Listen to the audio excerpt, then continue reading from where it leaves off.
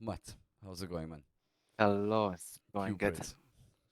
QPERT with QPERT, small that's me. letters, but I had to put you on With big small letters. letters, I had to put you no big. capital. Everyone has capitals though on my on my name tag. So, It, it's either all capital or small.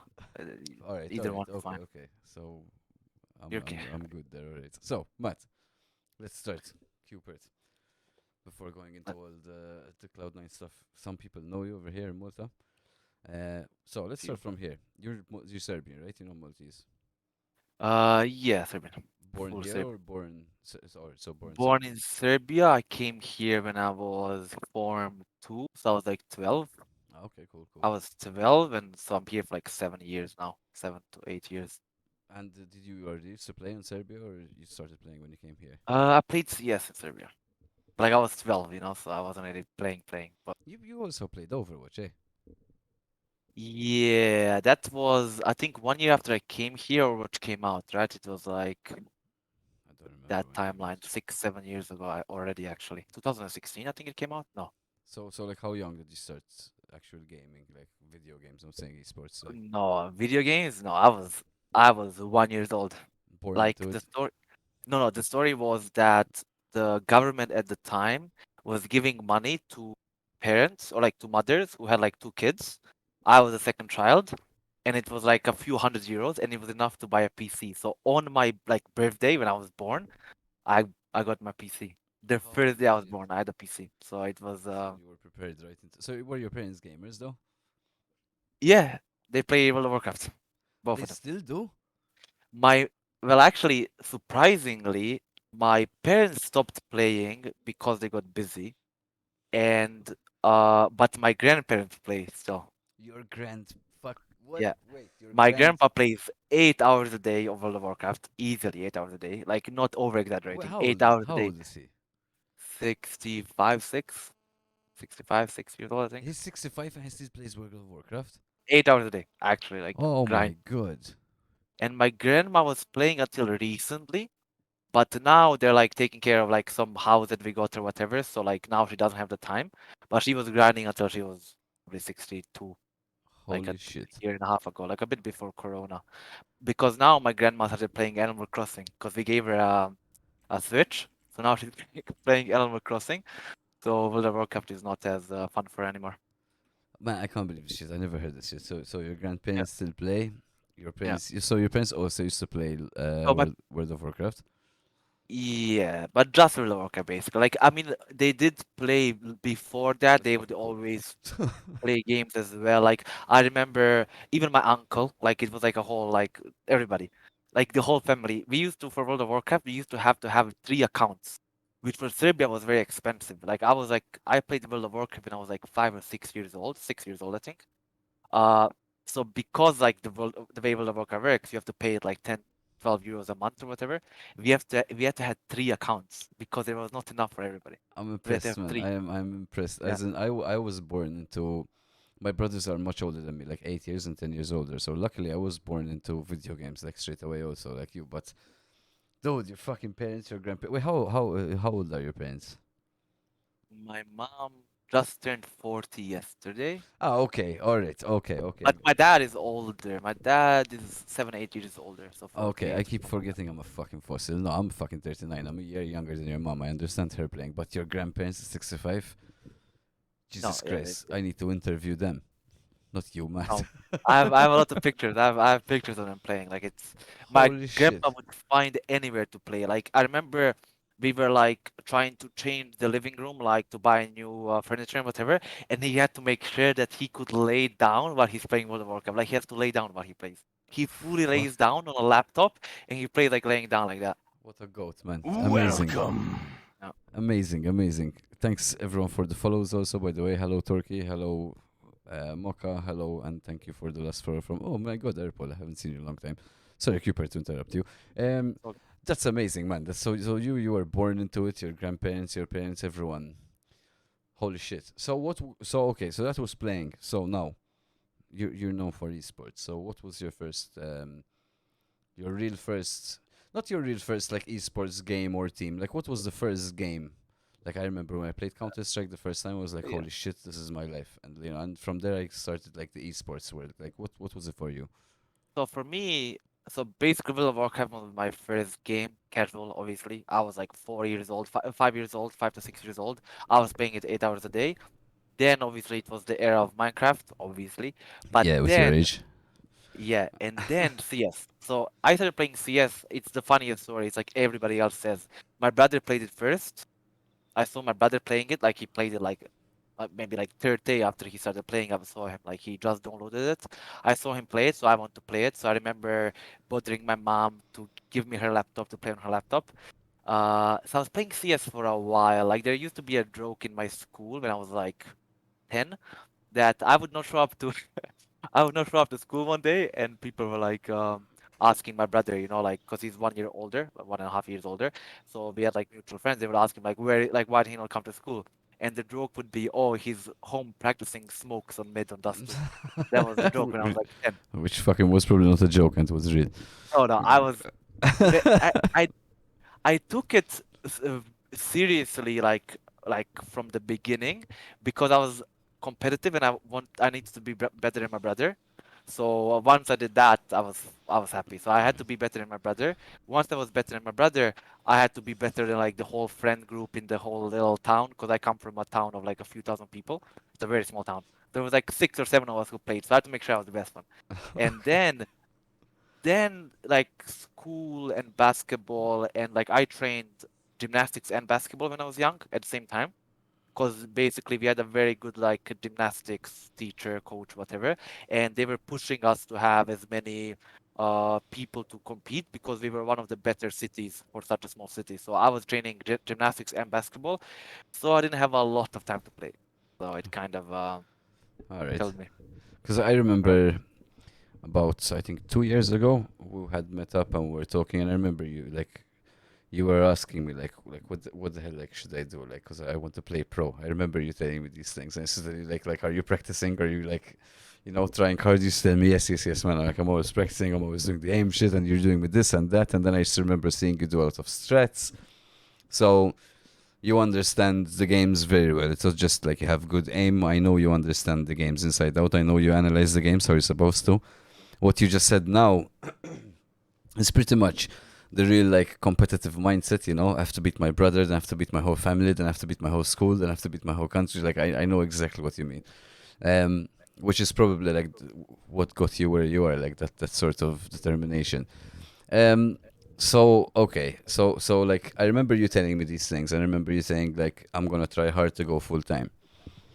And still you like just go ahead, try, try, try. Now lately we found out you fucking did go full time and you did make it, and you're in Cloud9 now basically. So what do you do with Cloud9 exactly? Did you start as player, IGL? Like, are you coach? What exactly now is going to be your full role? Like, and how did you actually get to Cloud9? Okay, uh so what happened was, in the beginning of the year, I got my first contract, which was with Penta, and it was Hmm. like tier three competition, like technically tier three. And I knew I was better than tier three, and our whole point was to qualify for a tier two tournament and like continue playing. Once I did that, I got a lot of offers, like 2 or 3 offers. I went down to one offer after a month of like trying with a team. They kind of not to I, I can't say some things, but I kind of got like fucked over. Okay. And then I joined Sector 1, and the way everything happened in my last 3 months, as people say, I speedrun orgs. The way everything happened was I was on like while I was on Sector 1 and while I was trying for these other orgs, it was during Iceland, which was the biggest tournament at the time. It was like a quote unquote a major for Valorant, Okay. and it was in Europe, so all the teams were in Europe. So what happened was the Guard was the best team at the time from America who came here. We were practicing them because I was in the best like practice group, and we were like shitting on them. And we shit on them so hard that the coach like followed me on Twitter, and we started talking. And he was asking for like some small things I was doing on the map, because he realized it's not so meta, like it's not usual. So we started talking, and after I uh stopped playing with Sector 1, I asked him to join as a coach. So everybody thinks I'm a coach because of that one time I was coaching for like 2 months. But the idea was what I think a lot of people don't realize in esports is when you're like in the tier two area, it's very inconsistent. You can have a really good pay for 3 months, but you're getting if you didn't the team didn't do good for whatever reason, you're most likely getting kicked. Like 80% of orgs, I think, in tier two change their players like 3 players per season, and one season is 2 months. So for me, the issue was that if I just started getting like a decent pay, you explain to your family, you just started getting a decent pay. I started like skipping school and all these things, and then to lose it out of nowhere, it's bad. So Yeah. most people just start streaming or they start like basically just playing ranked. For me, I knew that was a waste of time because time is money and I needed to make money some way.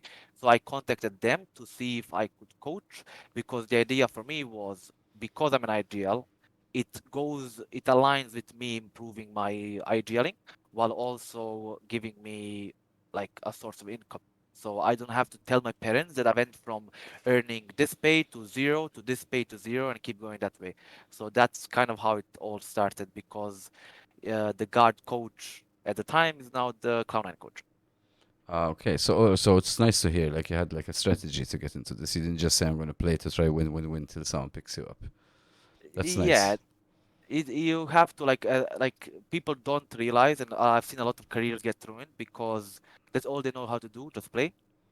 And in tier two, you will have unlucky times. A lot of the players that I know, where you're gonna have 6 months without a team, which means 6 months without a salary.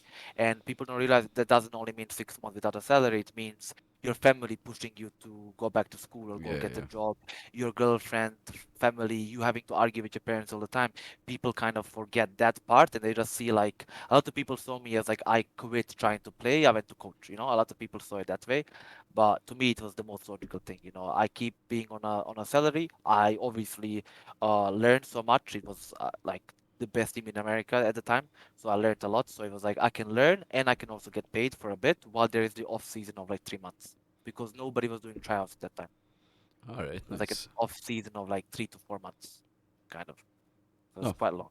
it's a very good strategy. In fact, you're mentioning a lot of shit that like no one even knows about. No one even thinks of. No, everyone just thinks of being good to try get their face paycheck. So a boring question, but I think a valid one. Like since now you have had certain experience with big orgs with really good players, because I remember when you like in the beginning, I remember you telling me like, dude, I had a game with like that guy yesterday, and that guy. So it's like Yeah.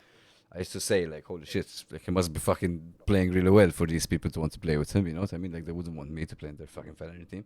So like, what advice would you give to young players who are really good?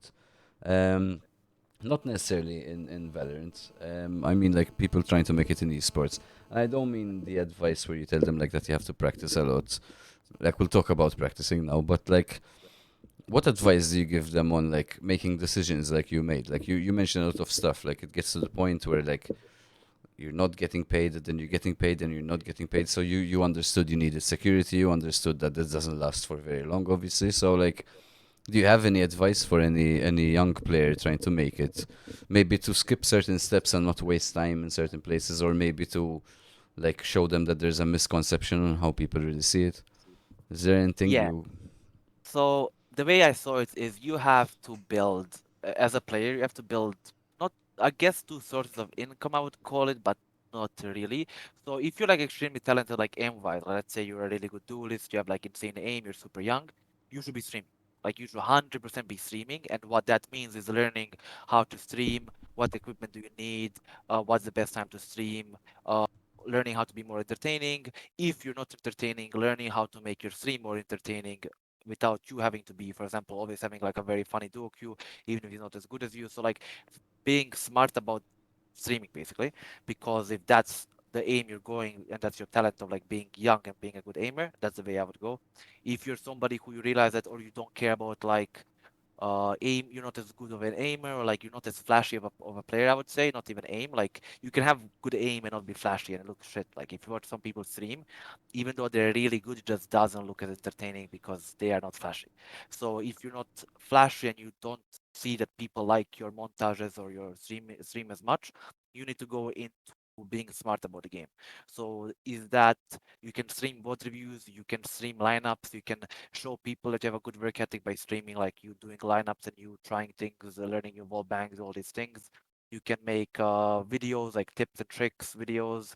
You can talk to other coaches, to coach, to help coach, to assistant coach, to be an analyst for like a big tournament, to help do whatever they need. So you have to figure out, other than just improving as a player, you have to figure out another way to like get out there. So depending on your talents, you choose what you want. So for me, it was obvious. I was a pretty good aimer, like when I just started the game, I think. But I realized that I wanted a longer career. I realized that I wanted a bit more control over the team, which would mean me IGLing. So I was like, okay, if I'm gonna IGL, my route is not really to be a streamer. It will probably be to be respected by the coaches, to be like a assistant coach for some time, to help teams with like guiding them with strats. Like even when I was like in tier 3, I remember talking to some coaches in tier 1, like trying to send them some cool stuff I found on Twitter. Some would never see it, some would respond and like it and use it. So it's like figuring out what you're good at and just like abusing it basically, as I say, just abusing whatever you're good at.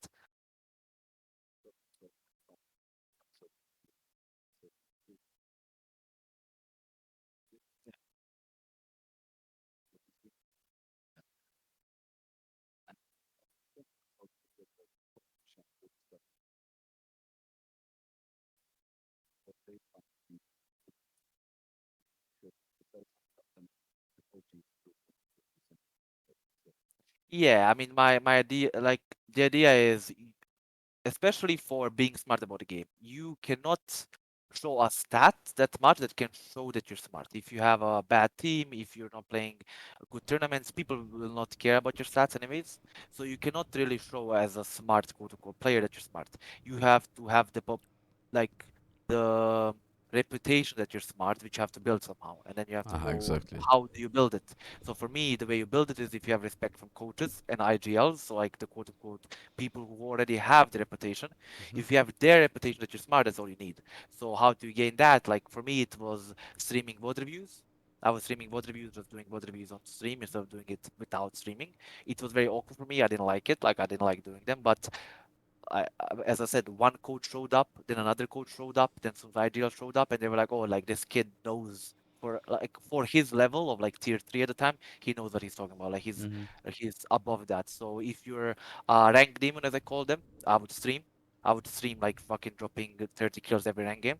If you're good with like whatever you're good at, you need to show it some way. If you're Okay. good at communication, if you're good at communication, like you have really good comms, for example, I would stream every official and I would edit it out to like a 10-minute video and show my communication, like show my clips, even if they're not good aim, a coach will see that your communication is good, that you're calling your ability, that you're giving ideas, that you're calling this and that. So it's Uh-huh. about showing what you want to show and finding a way to show it, basically. I mean, everybody knows it, but nobody does it really. But yeah, you make a very good point. Let me repeat because I wasn't muted to you, but I was muted on stream when I basically I shortened what Matt said. I said so. It's pretty much if you have certain skills, you need to find a way to get those skills out there. And obviously today with streaming, it's the right way to do it. Um, if you're an aimer, obviously drop the 30 bombs, like he's saying. If you're a stress guy, show your strats. So what Matt is saying is instead of just having a goal of being a good player by practicing a lot and destroying lobbies, it's sort of like everything else. You need to get people to know who you are for you to get somewhere. And what I think is very intelligent of you to do is instead of just proving yourself to players, you wanted to prove yourself to people who coached or picked the players. So if they know instantly you're in their good books, like they know they're making a good decision.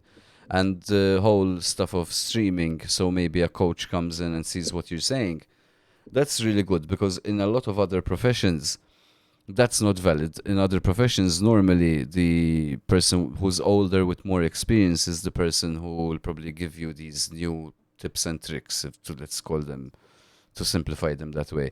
In esports, since it's so young and it's dominated by the youngest, like a very young crowd, it's the opposite of other careers. Basically, you have a lot of kids who are finding out new stuff, so coaches can learn from them. So for the people who are here who are playing with teams, local teams, foreign teams, for people who are practicing all the time, listen to what this man is saying, because it's not just about being good at aiming. I think like he's completely right, because you have all these millions of people playing, and you're going to find a lot of people with good aim. They'll vary by milliseconds of aiming, so they're not going to be game changers. So knowing the game inside out and knowing what your strong point is, so when someone chooses you, they choose you for your strong point, is kind of securing a longer career. So that's really good advice. I agree completely. Yeah, and on top of that, what I said was like like another source of income, because I see a lot of these talented duelists that like were friends of mine or whatever, who played with me before or during the off season. You have those 2 3 months. Sometimes you do not have a team. If you don't find a way to get salary, you complicate your life. And a lot of Yeah. people will like just be like, ah, I guess I don't get paid for 2 months. And I don't think that's how you should look at it. No. If you're a good player, like a good talented in a ranked and whatever, you should be streaming.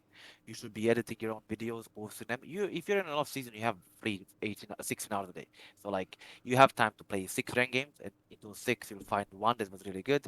That one you can edit down in like 40 minutes and post it, and you will be doing that. So the next time you're in an off season, you can make some money, and it's not about only making money now. It's also about orgs will see you and they'll see that you make content, which it's a plus for them to pick you up and all these things. So it's not about making money now. It's also about like by having content, by knowing how to stream and building that personality, you'll make a lot more money later on. Like Yeah. a lot more money. So Makes a huge difference. you've seen some of our lessons at the academy, Matt. So it's basically like when I'm talking about branding and I'm trying to explain to them that you're not just a player, now you're a brand, you're the billboard. You need to impress people, you need to get people to look at you, and to answer someone in the chat. So Nona Matches said, so to get into esports you need to coach then. Not necessarily, Nona. Like, so what he's saying is like, QPERT's forte is strats. He's a good aimer. Obviously, you all have to be very good aimers to go pro. So first of all, you need to be really good at the game. Let's start there. You need to be one of the few percentage of the world to be good at the game, basically. And I would say second thing is his forte happens to be strats, so he can attract the coach's attention. Obviously, if you're like a shroud, a headshot machine, you would maybe take a different like route to like trying to get recognized. But what he's saying is find what you're really good at and make sure everyone understands it and knows it. So in our case, stream as much as you can, do videos, bring, and it goes to the whole Twitch content creation thing. Like the more you're out there, the more eyeballs you have on you. And in the case of trying to get signed or trying to play with higher level teams, you need to get noticed. Like you could be the best player in the world. If no one knows who you are and they're not seeing you, no one's gonna ask you to play with them. So he's basically explaining that after you are really good at the game, that has to be your next step. You can't just be good. I always go back to bands since I play in bands, and it's the same thing. You could be the best band in the world. If you're not releasing your shit out there for people to listen to it, no one's gonna ask you to play festivals or to play concerts, etc. So that's very good. But let's talk about something slightly different now. Actually, wait, were you intimidated by anyone? Like when you went into like Cloud9 and you speak to Cloud9, like wait, you were starstruck, like you got a bit like holy shit, like I'm on the fucking channel with these guys. Yes and no. It was more the fact that for like Cloud9 specific, because I think the bigger one for most people would be Liquid. When I worked with Liquid for a month, Okay. because people know those names a bit more. Because I was Yes. technically working with Scream for a month. So people like Scream is like. But for me, when I was like just started to grind, like just getting immortal, getting in lobbies with those players, then I was like properly starstruck. Now, in the past few months, the thing is, I've played like in practice against every best team by now, so a few times. So it's not anymore. I don't get Star Trek anymore. I think the first time I joined the call with them, it was obviously like a bit awkward for me because I couldn't believe it, but not in like a Star Trek way, but it just came out of nowhere. Like yeah, I went from fucking Sector One Tier 2 team to Guard to Liquid to Cloud9 in 3 months. I dropped 3 orgs, so it was Okay, more so in it that happened sense. fast. Yeah, it's more in that sense than it was like being Star Trek. Yeah. I respect those guys obviously, so there was that, but it wasn't really like And Star Trek it's heavy. true, you're right. Like to get to Cloud9, obviously it wasn't the first time you met stars. You had to play against a Yeah. lot of them before. So yeah. All right, true. So we spoke about like the correct things to speak about because they're not the obvious, like your attitude into getting into the esports world. Let's talk about training, Matt. I know you have a very heavy regiment of training. I know you have weird hours of training because it's a US team. So on average, like what's your like what's your whole training like routine and like what's it like playing with a team like that? Obviously, I can imagine you need to fucking practice a lot and be up there all the time. So like, So what's I it would like? say the average time. So you never can say like how I don't like when people say I train like this the whole year. It's not true. You have off seasons, you have tournaments, so on and so forth. I think for any tier one team, the standard should be, and it is for us at least, but the standard should be about 2 hours of theory. So like you show up 2 hours before, you like the coach comes up with the ideas that he wants to improve on today. The players come up with like saying, I didn't like this yesterday, I like this yesterday, we should change this, I'm not comfortable in this position, so on and so forth. You have like an hour and a half of that, you have some warm up, 30 minutes, 45 minutes, 15 minutes, depending on how fast you do the theory that day. You do then there's like ways depending on the team you're in. You have to try every way. So you have like you can do 4 scrims in a row, like four 1 hour games in a row. Some people that works. You can do three, pause two, or you do three, you take an hour break and then you do two. You can do two, break two, and then like another one later. Like there's a few ways to do it. I think the standard is around 5 scrims a day on average, 6 days a week. So you only have one day off. And then around the 5 scrims, that's like 5 hours, and you have at least 2 hours of like an hour or 2 hours of theory, and then you should have review. It's something a lot of teams skip. So it's like after you're done with your scrims, you review, like you talk about the day, you talk about like on this map, the new thing we tried didn't work, or it worked, or we just have to change this one thing to make it work. I'm not saying this is how we do it now, because obviously it's a new team, we have to try a few different ways, but this is like the standard of like tier one. Not every team does it, and every region does it a bit differently. Like even the playing time is different. Like I think in America, from what I've noticed, they start practice earlier. I think around 12 their time. But I think that's also the time zones. And then, for example, in Europe, I think more teams take Sunday off. In America, more teams take Saturday off. So also depending on the region, you're gonna have like different hours of practice and different schedules. But you just have to try it. And what hours do you practice at since you're in Europe, but let's say you and I'm fucking pretty For sure me, it's insane. So what's it like? I get on around 7 or 6 p.m. depending on the day. I try to like play an hour, like just deathmatch or whatever, and then I meet up with the coach. I meet up with the coach a bit earlier than other people, and bro, I'm from 7 p.m. to 5, 6 a.m. depending on the day, and then it usually takes me like an hour to get ready to go to bed. So it's a bit rough for now So when do you until I sleep? from 7, 8 a.m. and then like 7 hours. I try to sleep 7 hours, not more. Ah, So from so you manage to sleep 7 hours even though it's during the day. yeah, I mean I call it 7 hours, but honestly, man, like it's different. Sleeping 7 hours and you hear people outside of the cars, the Yeah, that's what I construction. mean. Yeah, exactly. It's 7 hours code. Like my alarm is set on 7 hours. I Okay. don't know if You it's like try to seven get hours. 7 hours of sleep. You try. It's definitely like I can feel the fatigue of the like sleep schedule, and I've learned a lot already. I was watching a lot of reading a lot of books and podcasts or whatever on like how to fix it. The issue is by the time I fix my like not fix my sleep schedule, but I help myself in this sleep schedule, I'm gonna be out of here. So you can do like those fake lights, like sunlight, fake sunlight, all these things. But by the time that gets delivered to my house, I'll be out of here. Yes, to adjust. So what's your plan? So you're still in Malta right now? Yeah, I'm in Malta right now. I'll be going on a holiday to Serbia to see my family. And then the plan should be, I think, that early next year, like January, I should be going to America. I think Okay, that's cool. my understanding. That's the plan. So that's your plan now to move to the US and continue playing from there. That's a good Yeah, plan. That's a good plan. I like your plan. pretty, pretty good plan. Yeah. All right. So when it comes to Cloud9, so what's your position exactly? So with them now. So I am, because people get this wrong all the time. I am the sixth player. Mm-hmm. So basically, it's a rule now in franchising, so in tier one, franchising partnership, I should say, that you need to have 6 players. It Okay. is something that I hope becomes a standard in esports, and I don't think that people know how to utilize the extra player yet. But I believe it's going to be a standard, and I believe it's going to take a few years for organizations to learn how to do it. But the idea is that the way it was till now having 5 players. If anybody gets sick or whatever happens, you have to get a stand-in. To get a stand-in, you have to offer another org Yeah. money to loan the player and all these things. It's a bit inconsistent. And then also by having like a good tier 2 scene, you have roster lock. So you can't just you can get you can be the richest org in the world, but if there's a roster lock, which means they are in the middle of a tier 2 season, the org itself is not allowed to give you the player because he is locked in Ah, okay. that tournament. Because and that's healthy. That's good for the game because that means, for example, that orgs in tier 2 are less likely to change players mid-season. Exactly. It's So like all these traditional things, sports is more like that also. yeah. And is it like a reserve thing? So, for example, is it like football? You can midway through tournament decide this guy is not on his best, so let's swap him for a few games and swap back again.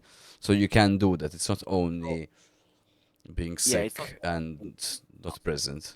Okay, so you so that can go ahead. yeah, Go ahead. that's what I mean by people will figure it out, right? Like a lot of orgs this year will pick up 6 players without actually knowing what they want, just because they What have to, are you I doing think. in my swamp? But I think from the next coming years, it's gonna be a lot of that. There were last year teams with 6 players, um, but a very few. But technically you can, yeah, you can sub somebody in. You can't do it between maps, I believe. I don't know if it's I So don't know. on Like the I day you decide which. So for example, if because this is really good, because what you're saying is if you know the team against you has something, but your reserve player is really good at defending that something, it makes more sense that on the day against X you play your sixth player instead of one of the others. Eh?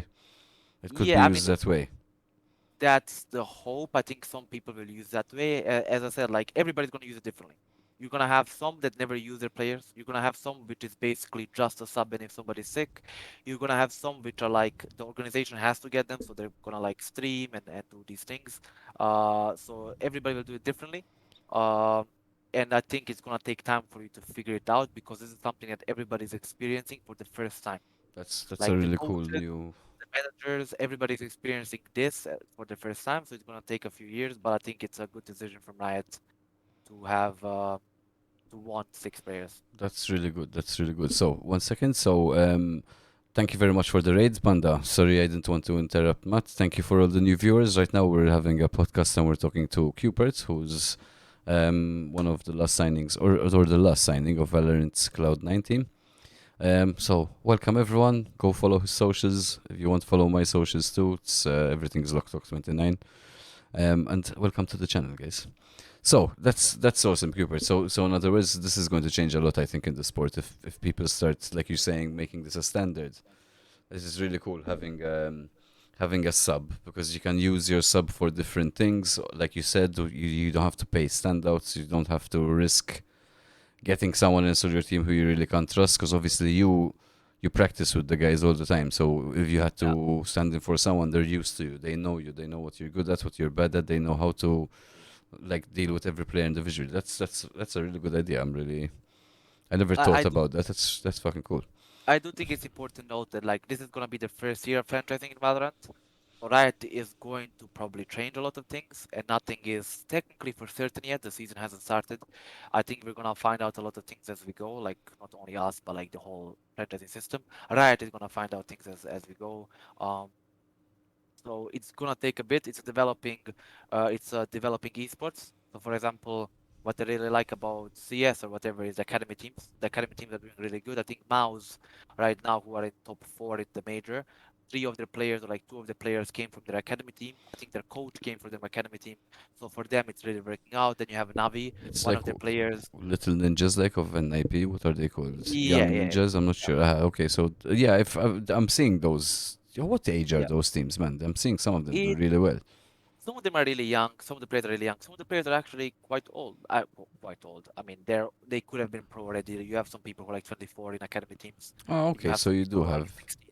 Yeah, it's not like 16 to 18. Ah. It is like your younger team where you can sub them in. That's how CS is doing it right now. I do hope that Riot will do a similar thing, and I think they will because they have something similar in League of Legends. I don't follow League as much to be able to say how they do it, but the academy teams are coming in too, and the academy is also similar where you can substitute a player in easily. It happened to Navi.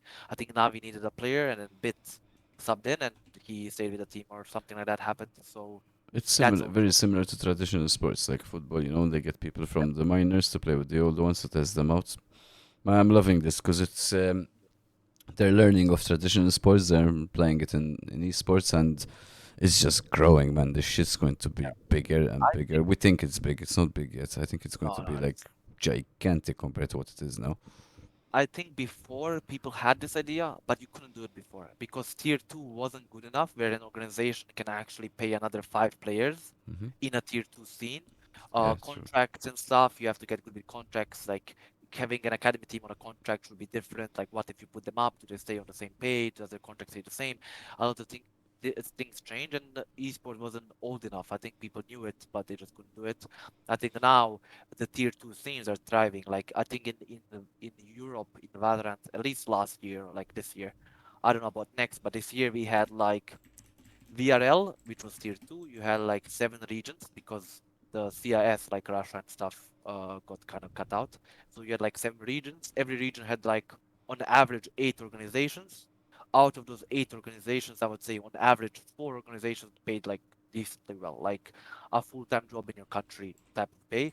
So that's 4 times 7. Like that was a lot of teams in tier two who made a salary, like who actually made a living what I would consider a professional player. Like to me, you're a professional player if you make um Yeah, living off it. Yeah, minimum exactly. salary in your country. Yeah, To me, that's exactly. how I call somebody professional. I see people saying professional player all the time. You're to me, the way I always counter it is you're a semi-professional if you make Yeah, exactly. uh like part-time money. You're a Exactly. professional if you make full-time money. Because there isn't really, I guess, like a universal definition, but I see it exactly like you. So if you're full time, so if you're making at least the minimum wage, you can say you're pro, and if you're making part time or just getting some sponsors or getting small money, but you're playing with like one, two, three tier teams, then I guess you're semi pro. Eh? No, Yeah, but salary obviously makes you pro. Like it makes you be able to focus full time on your career. Eh? yeah, that's it's a bit complicated because you even have some players in tier two who still go to college. So it's Oh, like okay. so, like for example, I think Nat's the best player in the world for some time, for some 6 months. He was going still to law school. I don't know if he was like actually going, or he was doing just exams. But I remember him tweeting about him finishing school. So he was still, in my opinion, a professional player. He was making more than minimum salary, so he was being able to put in at least 10 hours a day, probably. So to me, you're a professional if you earn full If time you money. earn the money, yeah, It doesn't matter how many hours you put in. If you make the money, it's your decision to keep going to school. yeah. So what you do with your own time, that's up to you. And yeah, So since you mentioned that, what do you think that is? Because like 2 podcasts ago, I was talking to Spooner, and we are talking about like if you're going for a goal, like his idea was because I told him having a backup plan, and he said like it's better to sort of just focus on what you're doing, because sort of if you have a backup plan, you won't go all out because you have something to fall back on. Do you think it's that when some players are already earning the money and they keep studying, or do you think it's maybe the reality of any sport, including esports, that after a certain age you won't remain earning that money and you need to find something to do? again, I think everything always it's cliche, but it depends on the person. Some people, it's like, oh, I've already done 3 years of this school. Let me just finish it up. I have 3 more months to True, finish. true. So I might as well finish it, even Hmm. though whatever. For some players, they're like, I'm good enough to actually study and stay on the same level. I'm not going to improve, but I Fair want enough, this. yeah. I think Kerrigan from CS, he got a bachelor in business or something. I was reading about it while was playing majors. So it depends on the country. Like I think if I remember, like in Malta, you have to have an attendance. From my knowledge, I tried everything. You have to have 70% or 60%. Yeah, I something like think that. in other countries, I think in Serbia there's a way where you don't have to go to school at all. You just do the exams. So So that's as long different. as you pass the exam, you're okay. Yeah, in Malta it is that way. You have to attend. I don't know how much percentage, but 60 to 70% depending on the school, not the school, depending on the level. Like bachelor, it's 60%. Level 4 is like advanced level, it's 70%. There are like exceptions. They do sometimes give exceptions, but it's very rare. So it depends on the country you're from. Like if you're from a country where you're allowed to just sit for exams, true. I understand people wanting to they're like, I'm smart enough to not put in a lot of hours and just to pass. Yeah, yeah. So Just it study in depends the on end. Eh? it for me, like. I got my first pay in the last 3 months of my school, so I told the organization I'm gonna finish it. I'm not gonna quit with 3 months left, Yeah. but I'm not gonna continue. So it depends on the person how far they wanna go in So their education. what were you studying, Matt? So I know, but like for people who are Uh, watching us, like, Sports, advanced diploma in sports coaching. So it was like I think now with this diploma I can be a not a coach, personal trainer in the gym, for example. all right, cool, cool. With this I can go for other qualifications to be a basketball coach or whatever coach. I have this qualification now I can do courses for like to be a coach in sports, basically. And since we're on the subject and we mentioned it, like every other sport, there's a limit. Like there's an age where like it's rare that you find people over 30 still going strong. You find some, but like it's not the common age. So everyone has to do something after that. Whether you're a footballer, whether you're playing esports, a time comes when you're not gonna get a salary anymore. Um, Obviously, a lot of people try to get into the sport, so they either coach, they either be part of the club. So what's your plan? Is it fitness? Is it because obviously then you're gonna start getting older? So what's do you have a plan or is fuck it, bust to the wall? Let's try to make this. I have a few plans like after I'm if you're talking about after my career, I have a few plans. So first of all, I would definitely want to coach. Like Yeah. I like coaching. Like a lot of people think coaching is not fun. I like coaching a lot. Like especially, obviously depends what coach. You have assistant coach, you have head coach. Everybody has different responsibilities. But I like coaching overall. I do like. Then you have like the whole management. You have all these things. I think with time we're gonna develop even more jobs in esports. Like for example, I know in sports your manager sometimes scouts, so it's a different job than a manager in esports. Right now, most managers don't scout. It's the coach that scouts. So it's gonna changed with over the years. You're gonna have actual like just scouts who literally get paid to just find players. I believe 100% by the time I'm 30, 20 years, like 20 years, in 15 years, by the time I'm like 35, that's definitely gonna be Yeah, a for job sure. as well. And then if after that, I would like to coach basketball probably. I think I Okay, might go so into so that you area. still want to go back to, because I remember you telling me like that's like coaching and Yeah. coaching basketball. It's one of the things that actually brought us together. That you were a good player, and you had also interested in teaching sports. So we're like, this is perfect for the academy. Okay, so you don't have like a fixed plan, but you do have a good plan because in 15 years time, like you said, people won't have this luxury, but you do. You're one of the first people. Fucking flights today. You're one of the first people who's like by first. Obviously, there are a lot of people who did this, but esports is very young. That's what I mean. So you're one of the first people in the scene. So eventually, by the time you retire, yes, you'll probably have a lot of jobs you can get to because most people won't have any experience in esports. You would have been a fucking pro player, so you can't get more experience in that. So Yeah. yeah, you'll probably easily find a job in that sphere. But And what's that? for me the difference is like the role that I chose to be.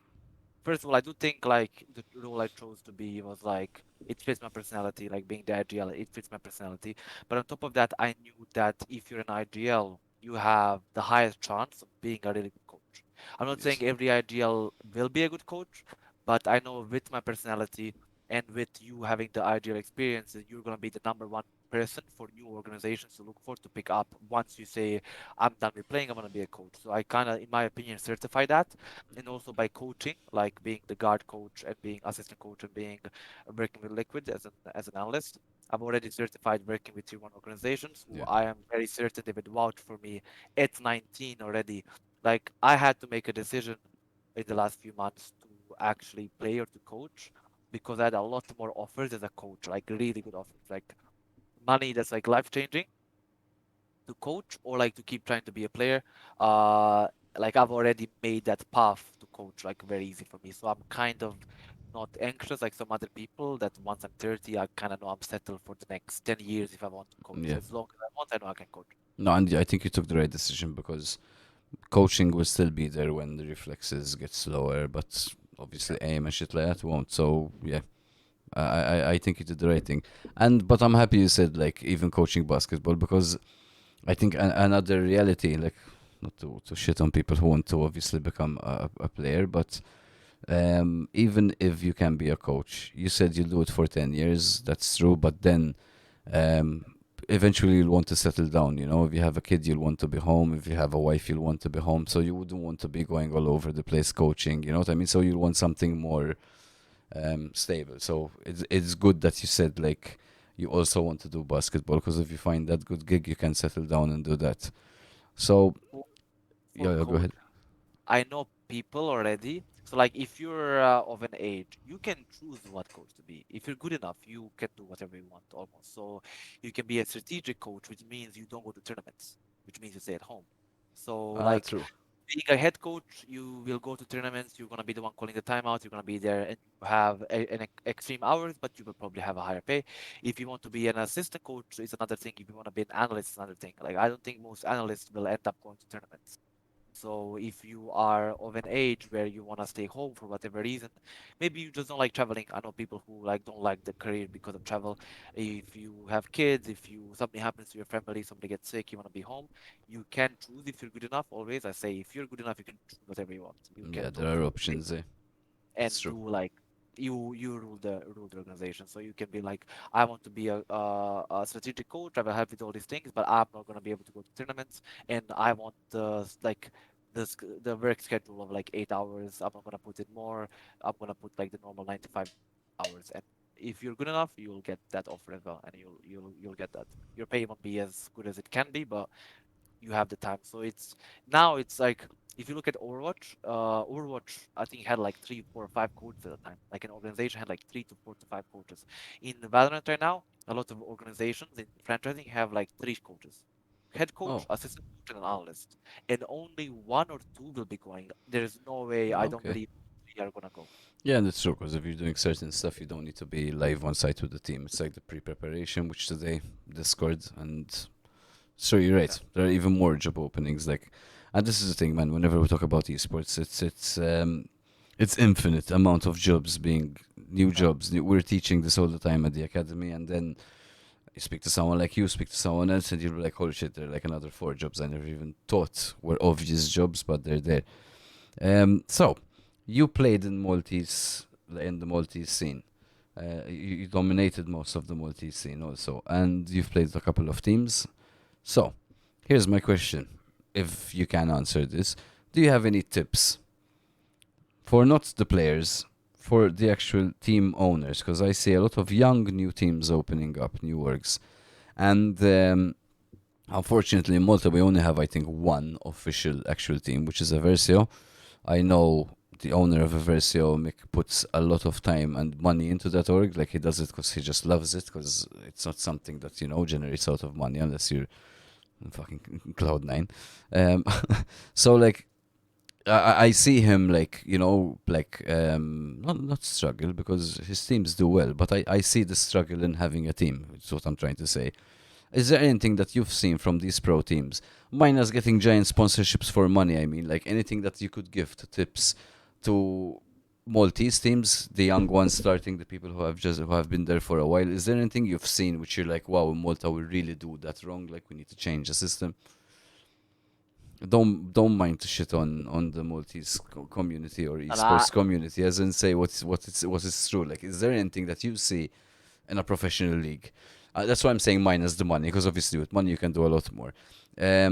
But that you see in Malta and we say, holy shit, we do it really wrong. Like if it comes to film, which is what my job is, and I can point out 100 fucking things about what this country does wrong with film and TV. So, is there anything you see that can be fixed or a tip? I think all the things that are wrong right now with like esports in Malta, like the whole esports in Malta, it's too young. It's also the fact that it started becoming big and then Corona really hit it. Like not to Yeah, mention like CS:GO died because of Corona here. Um, then kind you of. have the Fortnite scene, uh, not the best scene, and we No. invested a lot of money in the scene, which I think was wrong. I think I don't know if it's correct. This is something like my own personal opinion. It's not even. I don't think you can say it's from experience, but I think that personally the companies here who make tournaments, so on and so forth, they have a lot bigger influence than people think. And if we keep throwing large prize pools at Fortnite, these kids will want to play Fortnite, and I think you're leading them to career suicide a lot of them, because it's just there is no such thing, like uh, no, there's no such thing in like a career in Fortnite. Of course there is, but in Malta it's very small. We do Hmm. not have the streaming potential because of how small the community. It's just as Malta, we have it. You have it harder. Like I think my path to pro was 10 times harder just because I'm from Malta. Because I didn't have a Serbian background as well. Like I came here young enough that I didn't know anybody from Serbia. I developed it online. Like now I'm friends with a lot of them from the scene. But when I was trying to go pro, I didn't have it. So I do understand the struggle. Like we do not have the connection that other people have. We do not have the UK scene, the French scene, where everybody knows each other. Oh, look at this young kid, and then you're playing with Kenny S out of nowhere. We do not have that. But I do think it's also like to develop that, we need to focus on correct games. And that is kind of a gamble, but I always said a game like Valorant will always be huge. If we were to focus on an FPS game, it should be Valorant that we focus on.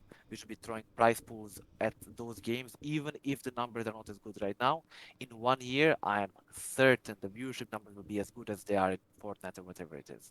I do know, and the reason I don't comment too much about it is because I know that the sponsors here are weird to say the least, not as knowledgeable to say the least. So I know that maybe we have for the tournaments because the sponsors want it and it's not the Um, organization. That's why I don't not comment too much about it. not because the sponsors want it. Actually, I think I first of all, fucking, that's a very good point. Like, I understand what you're saying. Like, you can make money from Fortnite, but normally not because you're playing with some big team who's competing in sport in Fortnite, because it's not exactly like an esports um, game, I guess. So, like you said, you have to stream it, you have to take part in a few competitions, but it's not the road to esports. It's not the road to that career. So, yes, I fully agree with you. Like, if you keep on throwing big money at things like Fortnite instead of a Valorant, at Counter Strike, at League of Legends, at the games that have the big prize pools and are big in esports, um, you're not encouraging, I guess, the right sports. I think the reason in Malta why we use Fortnite a lot more than because the sponsors would want it, because the sponsors don't really tell the, I don't think, at least with other companies, tell them what to do. I think Fortnite attract kids, and right now in Malta we're trying to get a lot of attention from parents to not look at the kid and say, video game Satan, because that's that's the way they fucking see it here. So I think the approach with Fortnite is mostly that it's trying to get every household to look at what can be done with esports. But at the same time, yeah, I fucking fully agree with you. Like, if you're throwing money at Fortnite, people are going to practice Fortnite, and it's limited how big you can get with Fortnite. So ideally, I never thought about it that way. So good tip. I will definitely take that tip. Put more prize pool money on games, even though there aren't many teams, to hope to keep on getting the teams. 100% is bro. If you put money, like even like PlayCon right now, Hmm. I'm telling you, I knew a lot of people from the Valorant scene, from other game scenes, just be like, that's free money. If I just practice for a week, I have such a high chance to get some money. And these kids, that's all they think about. Because for them, winning 100 euros means they can buy a new mouse. Yeah. So, and also tell their parents they want something. While if they play Valorant, they get like, I don't know, just throwing a number, like 10 euros each, you know what I mean? Yeah. So True. it's like, and to me, I know for the fact that if you keep creating tournaments for these games, they will grow. And I think from the parent perspective, I understand CSGO, for example, is not family friendly, Yeah. but Valorant is made for like purposefully family friendly. Yeah. The videos are amazing. You have Riot posting videos on YouTube about like the esports scene, explaining it. You can see the big major tournaments. You can see the money. It's to me, it's easier to show the parents that than to show them Fortnite because Fortnite is not to me a real esport. Uh, No, I understand. It's true. You're changing. right. Metas are always changing. You cannot be consistent in it. It's even more inconsistent in other esports. Yeah. So for me, I would push the And it's two a big. battle royale also. That kind Yeah, of stops it from being any sport, because it's yeah, not like team versus team. There's too much RNG happening in it. So no, I completely understand you, and I do agree with you. If you're trying to promote esports, you try promote the big sports. So at least when the young kids are growing up, if you want someone to make it, they're already good at certain games. And I agree with you, because like when it came to Valorant, you remember the Lava series, like we managed to get thousands of players from all over Europe. So Valorant was pretty much the Counter Strike that was redesigned for it to be okay for everyone. So like you're saying, I agree with you, man. I wish like that more teams will form. Like it's one of the problems which I see in Malta is You get 8 teams. The tournament finishes. 3 of them remain, which are normally the top three. The rest change half the roster, disband, and the next tournament comes. People try to put a team together. So there isn't sort of the real push. And maybe it's true. Maybe if there's more money in it, there is more of a push. So yeah, I agree with you there. It's also about the timing of the push. I remember in CSGO from experience, like when we started getting more lands, I remember and more of us forming the long-term teams, like the more lands we had. Yeah. But then what happened was one land was during in A levels, and people had to understand the organization hosting at the time was that most of our age group, we were all around 18. So A level or O level, like we were that age group, which means at that time it's forbidden. Don't make Yeah. tournaments during that time. Because now what happens, what people don't realize is now I don't care about O levels or A levels. So I have to make a team with somebody else. So I'm gonna have to kick you out because you have A levels. I'm gonna have to make a team with somebody else. So now you create these problems and you divide these teams. You kind of like explode the scene for like 4 or 5 months. So now it's even harder to bring the team back after or A levels. I would rather that you see there's an A level or whatever it is. You keep that money. I don't know how it works. I'm not gonna pretend I know how the sponsors want it or whatever. Keep that prize pool, and after A levels, a couple of months after, make a very big prize pool and a very big tournament. Make it last longer. So if you want to keep the same viewership as if you made two tournaments, you can do it. You can have a online qualifier with the seeding. You can then turn it into like a proper LAN tournament, and you can almost get the same numbers while making sure that you have the same consistency in players and in teams. Um, I've already spoken to, or I'm planning to speak to actually, I haven't spoken to correctly fully to the organizers of Valorant tournaments. Like, I think there's a better way to make them. So I know some people had a problem with me playing the tournaments. There's a way to do these things Yeah, where I you did. make, I know, everyone, you make it good with casual. Like, the way I would do it is, it's simple. You do online qualifiers of doesn't matter how many teams. The top two teams who in the qualifier get number one and number two seeding. And maybe you can even throw a prize pool. Some people throw a prize pool at these tournaments, some people don't. I don't mind either. Once you have the top two teams, once there is the land coming, the top two teams are instantly in semifinals. So why do I like this? You do not have to, as the best team, you don't have to show up Saturday 10 a.m. to play a game against some silvers. You're gonna just beat them and stay 8 hours waiting for your next game. All you have to do is you're instantly in the semifinals, so it means you're playing on the second day. The first day is going to be way more casual. It means that all the bronze teams, all these teams, are not going to face the two best teams. In Malta, we always have 2 to 3 max really good teams. And all the other ones drop significantly. You have like three, let's say, top 10% players, like Immortals or in CSGO, like level 10, level 9, whatever. You have like three of them. Three teams of like Ascendant to Immortal level, three teams of like level 8 to level 10 face it. After that, it's a significant drop. Like it's like instantly average players to below average, like bronze, whatever. So if you do it this way, you have Sundays where you actually have these good teams facing these like bad teams for one match, and then the next match they're in the finals. So you have that team only play 2 games and still be in the same prize pool. And then you have all the other teams being able to play multiple times. So if you can even make it Swiss, you can make it double elimination for them. You can, depending on how much time you can do whatever you want. But you separate the better teams with the worst teams this way. And for example, at the PlayCon, there was a friends of mine. They were all diamonds. They would have been the third best team in the maybe in the tournament or the fourth. First game, they get the best team. They And lose. get They came there eliminated. for an hour. After an hour out. Will they show up again? Maybe if you tell them that the tournament rules were changed and it's not gonna happen again, they'll come again. But otherwise, there's a high chance they won't because they got an ass pick. So the way I would do it is this way: you make a qualifier online, and in my opinion, these good teams will never have a problem with playing the qualifier because you explain them. If you play the qualifier today, you don't play that one day. So it's the same amount of playing time for you as before, but you don't Yeah. have to come to a LAN and stay there 8 hours, take a day off of school, off of work, whatever it is. Come on one day, you only play the good games, then Yeah. you're out. I like the idea because you give a chance for some of the teams to make it to the semifinals before meeting a monster. But an issue I might find from it is some people want to play because there isn't a lot in Malta. So this is at the end of the day, it's a problem of having like a little small pool to choose from. So the big teams will be cool with just playing the semifinals because they'll understand it obviously, but at the same time they want to play, so it might be like, oh, we're just coming to play for two You'll games. end up, you'll end up playing the qualifiers anyway, so you'll end up still playing. like shitting on them online. And then the thing is that I don't think people will make a difference, like the top two teams, of playing one extra game when they Yeah. know 50% chance they're playing against silvers and it's not fun. Nobody good likes playing against silvers. No, it's true. Against like your friends who are a bit worse, who are platinums, that's fun actually. If they're a bit worse, you shit on your friends, it's fun. If you're playing against silvers who you don't know, who showed up in an anime costume playing the game, you're not having fun. Like I'm just being honest, you're not having fun. And my point is not everybody has to play the qualifiers. If you make the qualifiers and only four teams sign up, it's fine. Two teams go and that's it. And whoever shows up to the land, that's a different tournament. And those people have to then go. So two people are qualified, other ones aren't.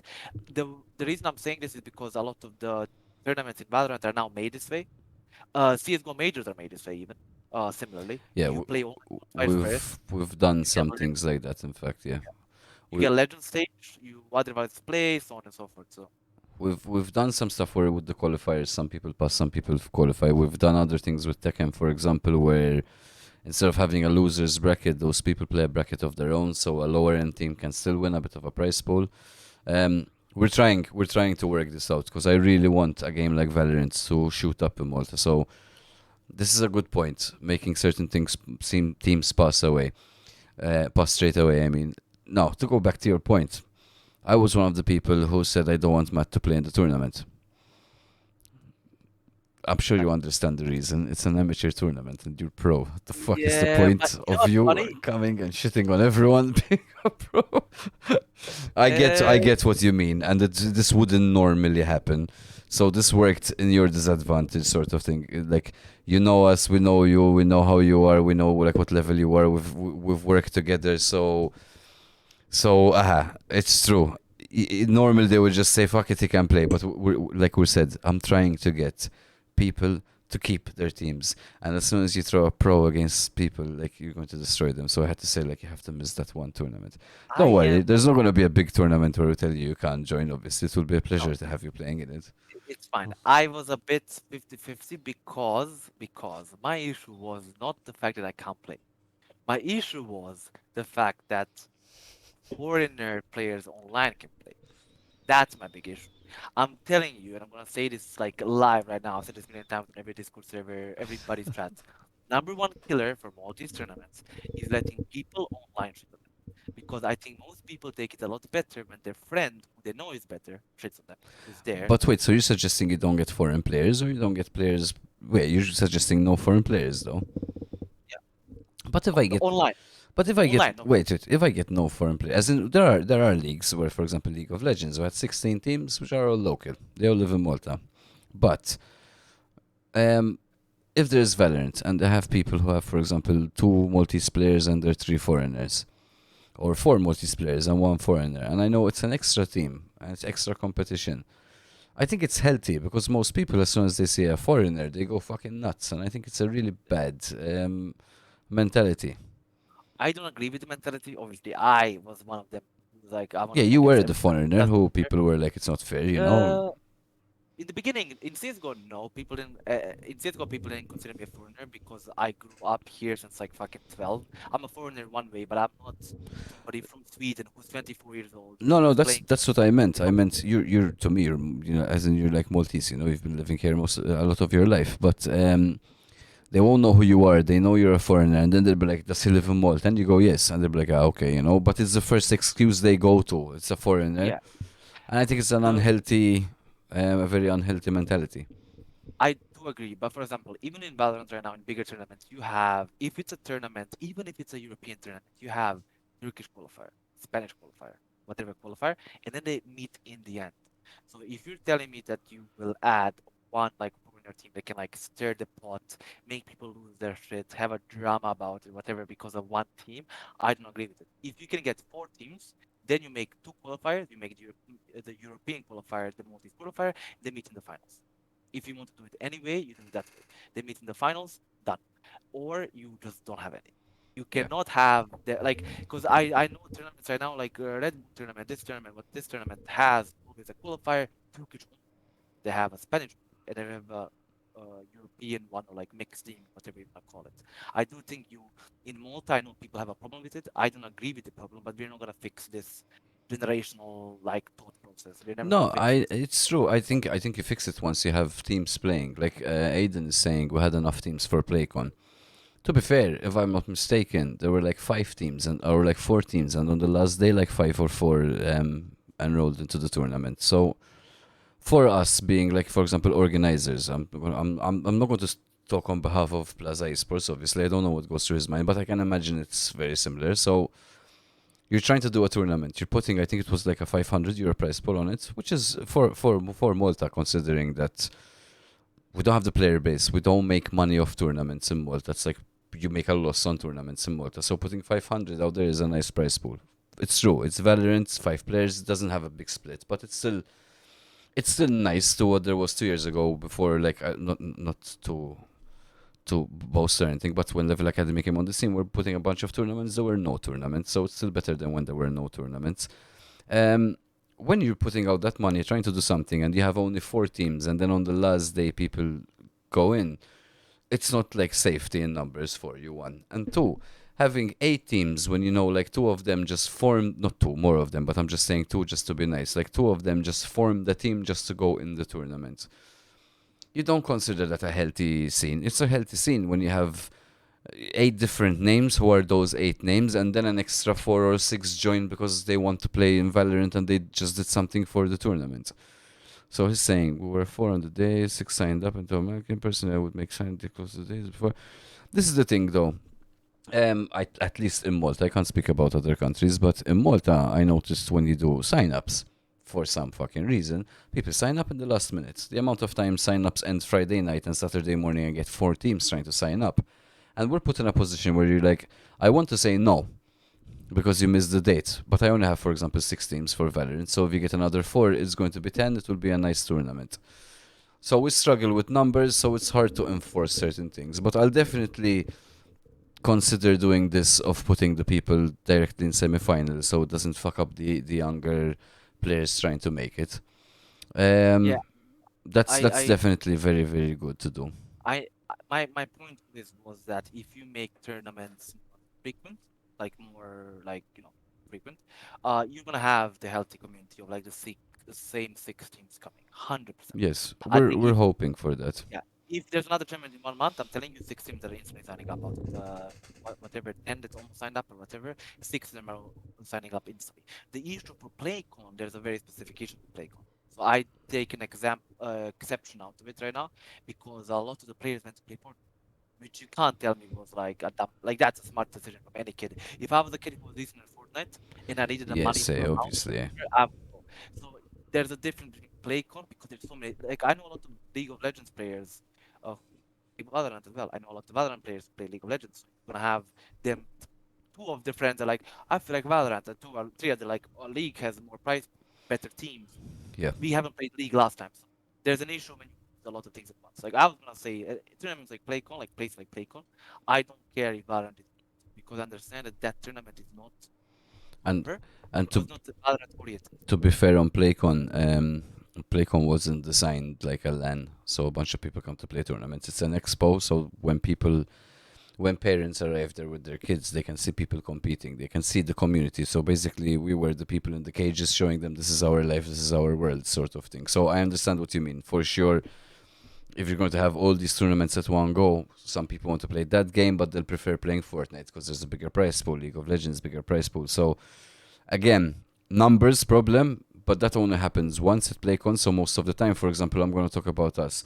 We do at least one Valorant tournament every season. Most of the time we do 2.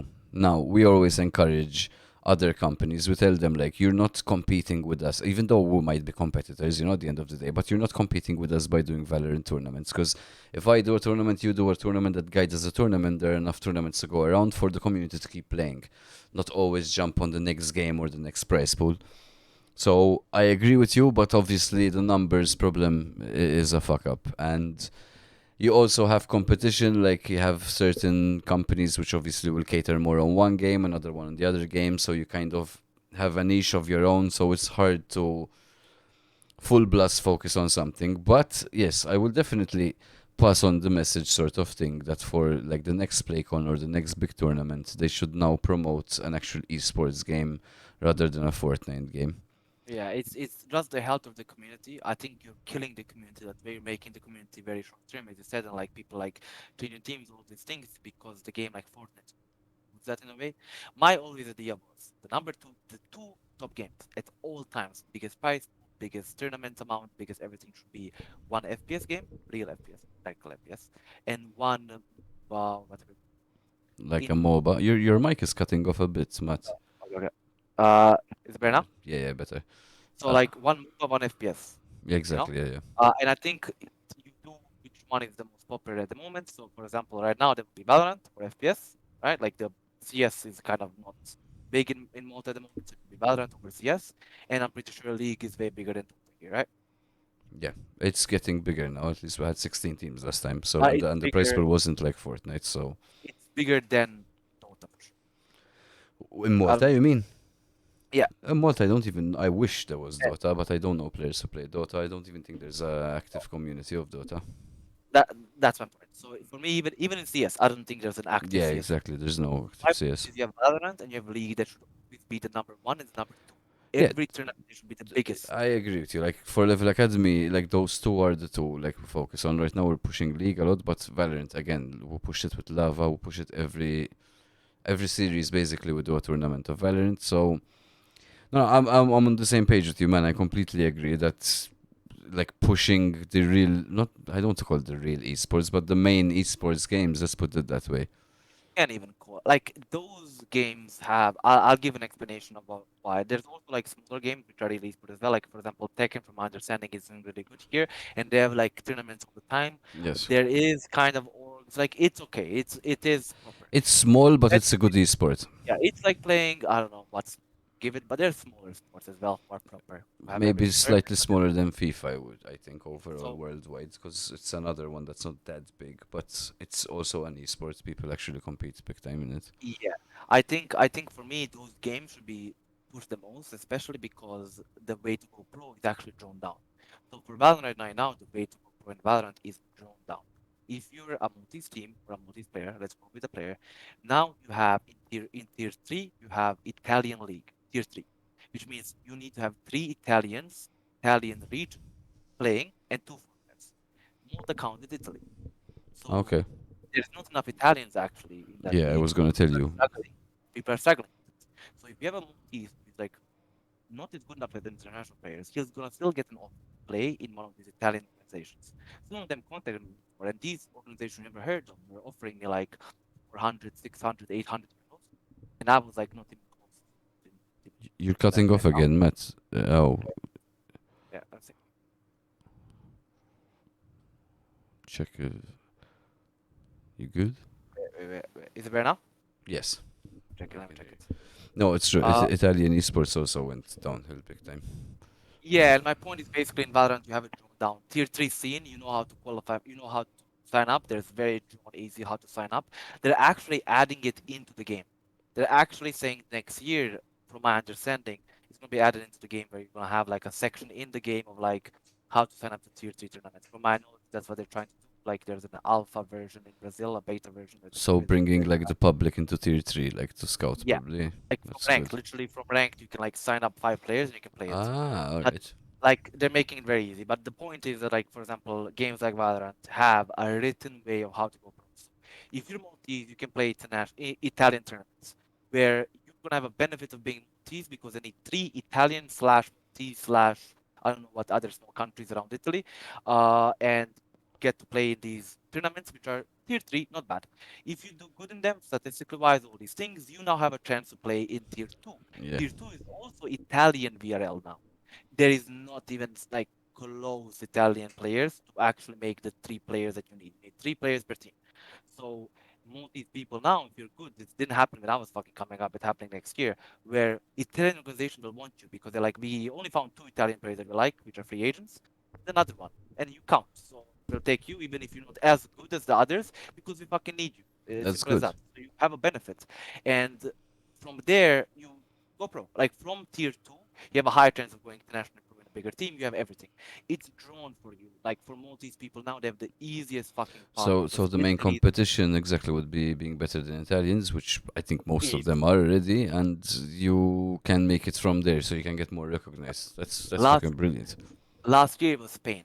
Last year there was not Italian tier two. It was Spanish, which was Spain, Portugal, Italy, and Malta and all these small countries around were counting in Spanish. I was Okay. trying to I was putting out myself out there as I counted in that since recently I was starting to count in the Spanish one, and I couldn't wait because actually even Spanish don't have enough where you have 3 players per team because you have like 10 teams. You need 3 good players per team. But if you're really good as a Spanish player, you're gonna get offers from a tier one organization. Yeah, You're gonna get exactly. offers from a rich organization from Norway. So Be you able have a to lot pay. more options, in other words, Yeah. now.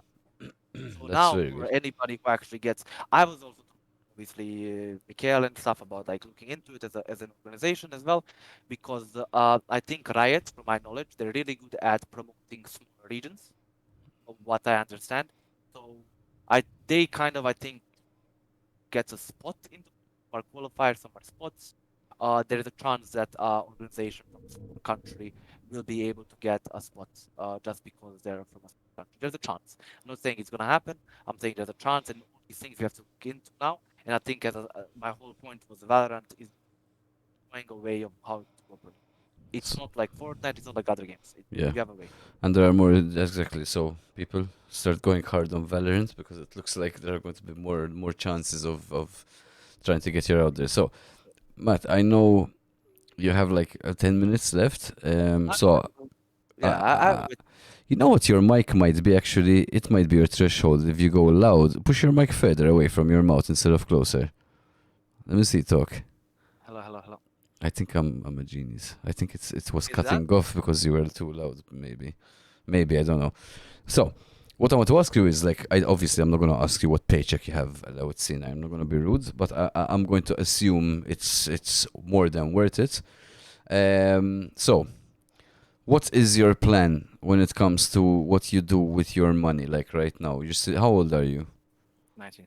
You're 19. You're still young. You're probably getting a nice paycheck. So what's your plan with your paycheck? Are you buying nice fucking Rolexes and Jordans, or what are you Uh, doing?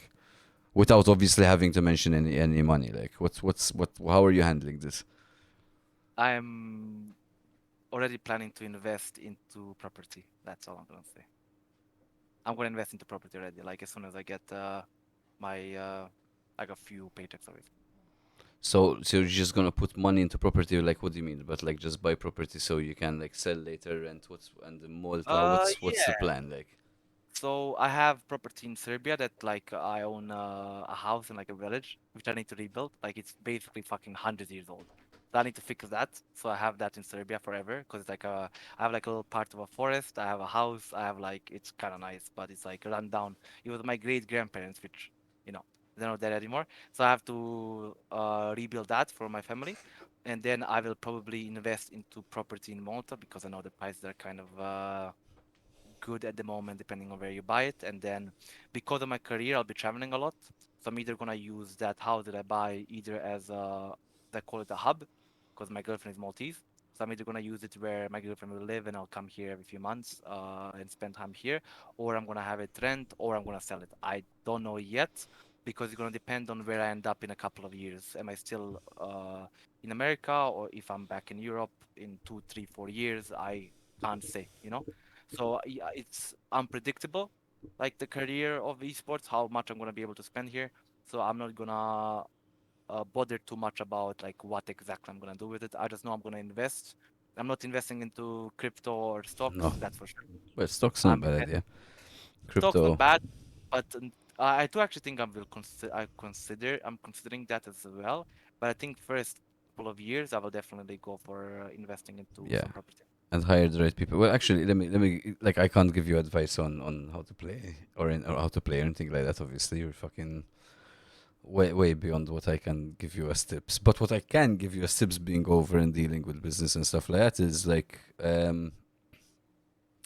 I then point out something that someone who is fucking rich once told me. He told me like that if you're ever planning to make real money, first of all, you have to have different forms of income.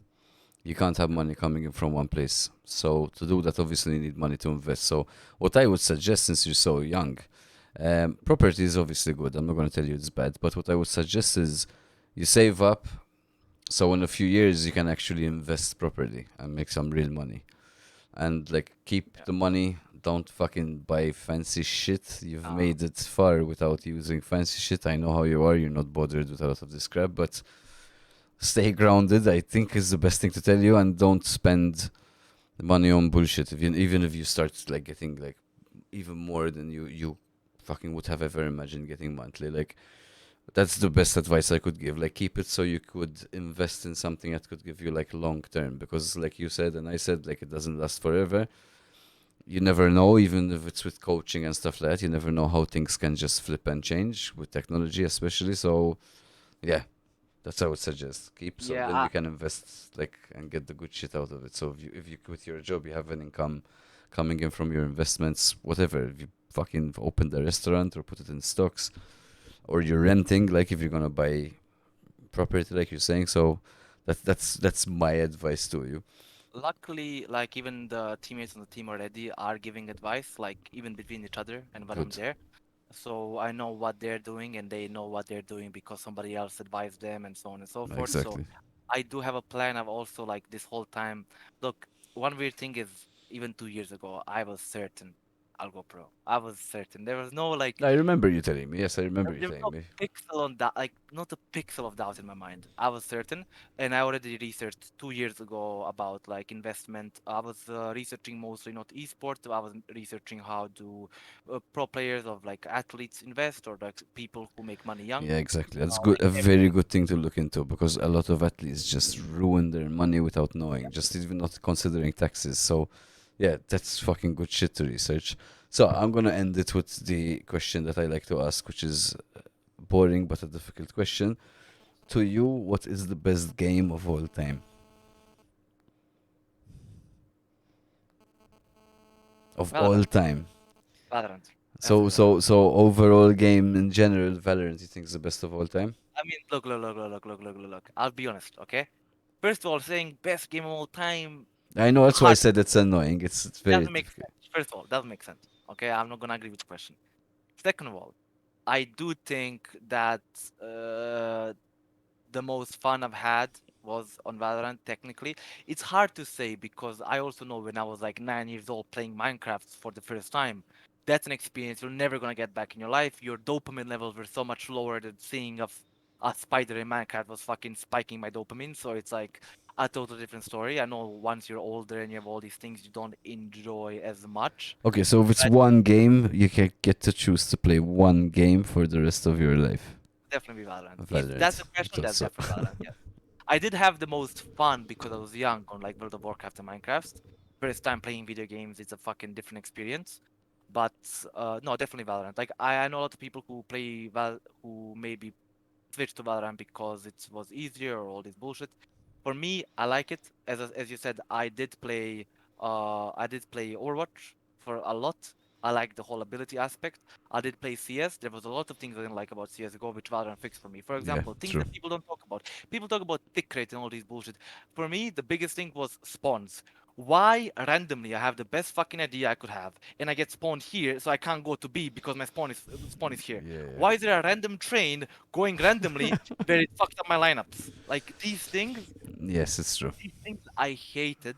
And Valorant doesn't have that. Like by having the buy phase, like the way it is, Yes. uh, it's No, it. no, they fixed a lot of shit. I don't agree with people who say you go to Valorant because it's easier. If you want me to be honest, for people to hate me, I think it gets harder because once you learn, like what I tell other people is, if you're a good Counter Strike player like I was, you get to platinum easy. Once you get to platinum, unless you know how to use abilities and how to counter abilities, you're gonna stay in platinum. So that's where I see it gets harder than CS. So just aim based, there's a lot more that Yeah. goes into it. It's not only that. I can go like I do have some. If you want, I do have some extra time. I can go into like for me, for example, I do think Valorant is bigger in more scenes. 100%. Japan, Valorant is huge in Japan. What's The play price pool of Valorant? Like the around main, the 1 million. biggest one. Like what's the 1 biggest? million. Like 1 1 million million. biggest? But it's not what the people make money from. It's the champion skin. Yeah, So in CS:GO you have the stickers. In Dota 2 you have that money that's made from like what would be equivalent to stickers or skins. It's in the price pool. Dota puts it in the price pool. I League see. of Le CS, so they have like 18 million, 30 million price pools. 43 People million go, actually, yeah, highest people one. go crazy.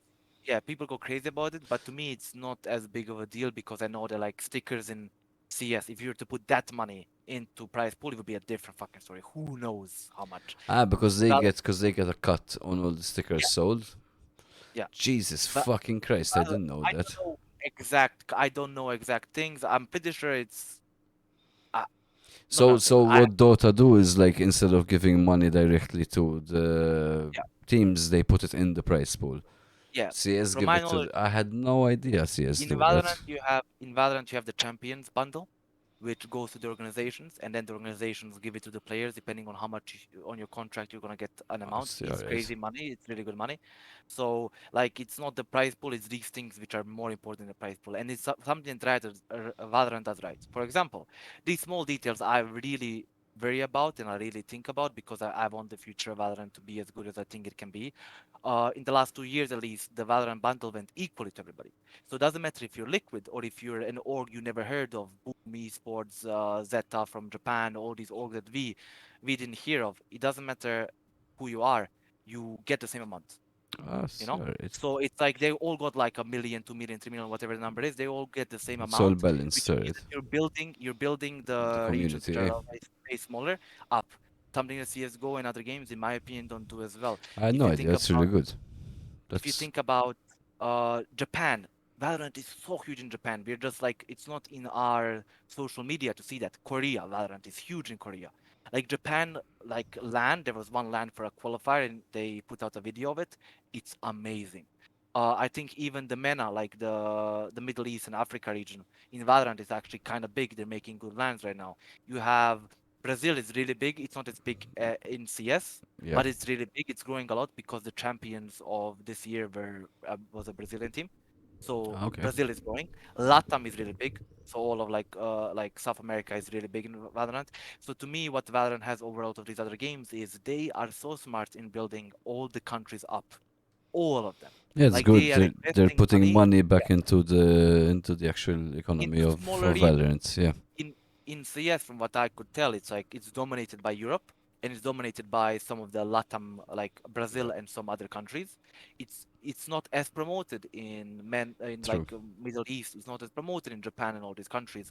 While Valorant went out of their way to promote it everywhere, which doesn't show in numbers now, like as CS:GO But it shows in will because numbers. it will grow It faster. will grow so much faster because these kids now in Japan, when they see the esports Yeah. players, the biggest ones, they're going to be Valorant players, so now they're going to look up and play Valorant and all these Much things. more competition, much It, more it, price pool, more eyeballs. Yeah, in, exactly. it's in Europe, for I have example. no clue. In Europe, Valorant isn't big in Nordic countries because it's dominated by CS:GO. Because all the CS:GO players these kids look, all the professional esports players these kids looked up to Or are CS:GO, not Valorant. Device, all these Yeah. goats, like one of the best players. So they look up to that. So they're more into CS. So I do like that Valorant went everywhere. You have one of the best players in the world is Russian. So now these kids from Russia can look at like Cloud9 from CS:GO, that team, and they can also look at Nats and Yeah. Gambit from last year and Redguard and all these players. So they're doing a great job to make the future of Valorant look big.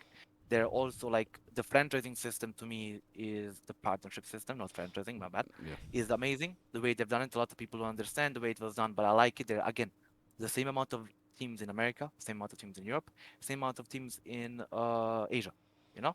Yeah, So I had no idea. It's really cool that they actually put like real money back into the actual community. So there are one or two questions I want to ask from the chat before you go actually. So Aiden asks if he thinks that anyone in Malta can go pro. As in if you know anyone in Malta who should be going pro or you think will go pro. look, uh obviously I can only talk about Valorant specifically. I always say you never know and you should never look for this answer from somebody else.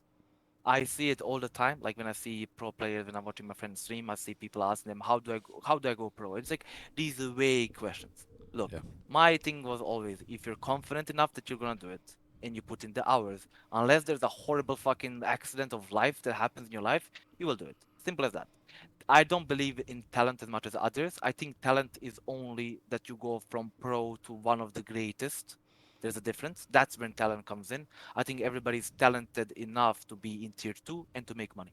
To make money, to have a Yeah. proper career, where from there you can actually be a manager and a coach, and you can actually go into tier one with as something else other than a player. If you don't have the talent, because to me the only talent you can have is like reflexes, creativity. There are some talents that are very hard to tell, but I think that everybody can make it into tier two if you do enough hours, if you work smart enough. I hate when people just talk about hours. It's a lot is about like how focused are you in those Yeah, hours. You know what I exactly. mean? You can be playing deathmatch for 2 hours a day, but if you're like half-assing it, it doesn't mean shit. So it's like you have to do it properly, and then everybody can do it. And now it's like, do you want to commit to it? I used to have this rule where I would tell people, I don't know if I know myself now can commit to it. I don't know if myself in 1 year can commit to it. The reason I said I will 100% go pro like a year and a half ago was because I knew that for the next year and a half, I do have this time to commit to it, and I knew that I had the motivation for that long to commit to it. So I was very confident in myself for those reasons. For That's other people, it depends. Yeah, I like that you answer that way because it's the same thing that like like the idea the academy, like I can't teach people how to go pro. I can't teach people. It's pointless. Like we do content creation classes. Let me talk about the classes I give. Um, I have to be very careful how I speak because it's like the videos which are how to get 1 million views on YouTube, but that video only has 5k views. You know what I mean? So like I can't be telling people this is what you do to become big and famous. What I can do is like basically what you're saying now. Like you can't say because everyone's different, but you can push people in the right direction, and you can like which is what we do.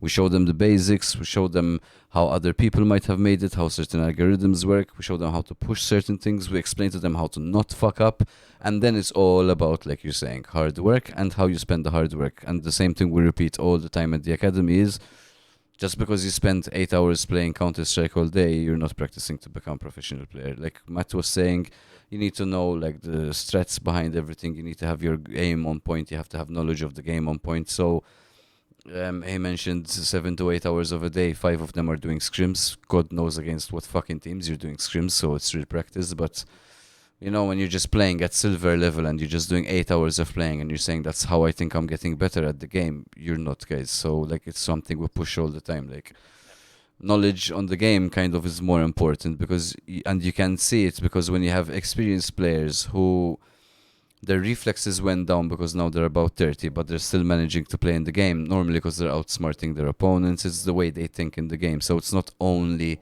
having amazing reflexes and aim. So, actually, in fact, I'm reading it now. Arco asks what suggestions for local aspiring players. Well, it's pretty much what the podcast was about in general, and again, what he mentioned in the end, like work hard and work smart. I don't believe in the work smart, not work hard bullshit. You have to do fucking both to be successful. You have to work hard and work smart. So you have to know what you're doing properly and put your real time into it. Which, The biggest mistakes I see, first one is ego, right? You get to a yep, point, I think everybody can get to. I think I've seen 14-year-old kids get to Immortal 2, Immortal 3, which is like top 5, 10,000 players, and it's like good enough to actually consider going pro. You get an ego, you get toxic behavior issues, you get burnout, you get all these things. I think a lot of those things you have to learn it from experience. Like burnout, you don't know what it means that you want actually get it yeah, one time, and then you know how to work on it and all these things. But I think more often than not, my rule was don't make the mistakes that everybody else makes. So the way you do that is you research all the time. Like I used to have a rule where I did not like wasting time, kind of. So even if I was eating food, even if I was showering, I don't care what it was, I had a podcast on, which doesn't have to be about esports, but I do believe that listening to anything yeah, I agree. can be a way of learning. Like I watched every single conference video of like my favorite basketball players, every single one. I watched every interview of Magnus Carlsen, who I don't play chess. I like sometimes playing it, but it's like fucking minimal level. But I watched every interview of Magnus Carlsen to understand how he became what he became, best of all time in his thing.